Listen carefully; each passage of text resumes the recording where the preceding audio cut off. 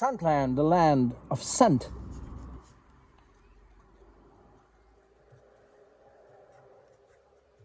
Hello and welcome, it's Chris back with yet another fragrance review. Today we are looking at a extremely rare fragrance by the house of Boucheron.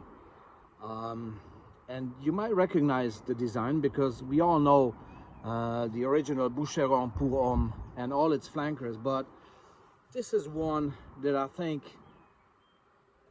probably have never seen reviewed ever. It's not on Fragrantica. It's nowhere to be found in terms of review and in terms of actual availability. And it's simply called Boucheron pour Homme Eau de Cologne. Okay, there you go.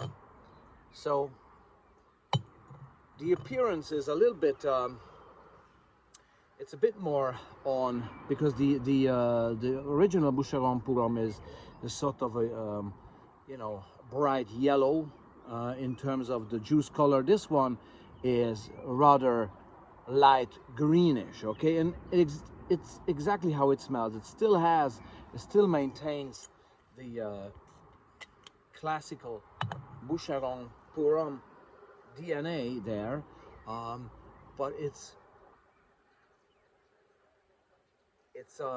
dominant with, in my opinion, with oak moss, citruses and florals. It smells green, it smells very classy, it's very close to those extremely classy good old fragrances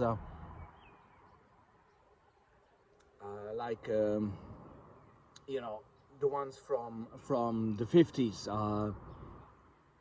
the Chanel ones, the Givenchy ones from the 50s, 60s. That's very much the direction. It's not sweet at all. It's very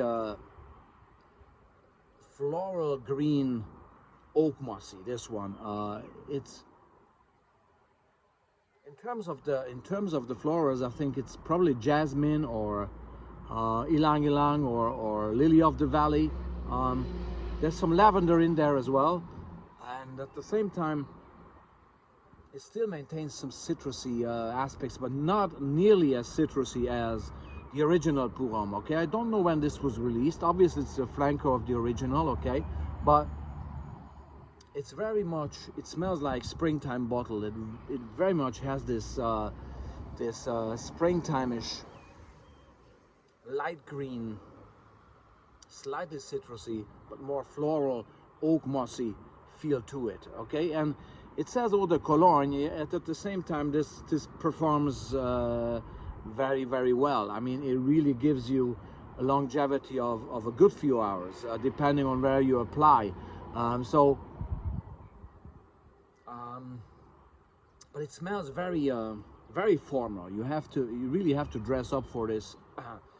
Sorry for the kind of laid back dress up for this one, but it's an easygoing afternoon. Okay, but it's good for a garden party, for example, as well. It's perfect for a formal or a semi-formal family occasion, like Easter lunch, or you know, just an elegant barbecue in the garden or anything like that. It's along those lines, but it requires some attire, some elegance, and something that, you know, speaks of a certain style. Okay, and it smells so French and it smells so Boucheron, and it's not far from the original Boucheron pour Homme. Okay, we had eau de toilette there, we had an eau de parfum there. Okay, that was different, slightly different. Those were slightly different as well. And this eau de Cologne is again in a different direction. As I say, it's more it's probably lighter a little bit, not as dense, but it has a bit more humor to it, a bit more green aspects, and just it's more léger. That's probably the word that I would use to describe this fragrance. But it's still very elegant, still very much French fragrances in the 1950s and 60s, like Chanel pour Monsieur or something like that, right? So it's really nice, but it requires an occasion and is nothing for for clubbing, or you know, tracksuit or anything like this, and nothing for youngsters or students. So you know, it's a different league, but it's nowhere to be found. I haven't seen it ever anywhere at all. I have this bottle and I occasionally enjoy the beauty of this very nice fragrance, Boucheron pour Homme Eau de Cologne. So yeah, this was Chris yet again from Scentland with a very, very rare fragrance, probably one of the rarest ones that I have in my collection.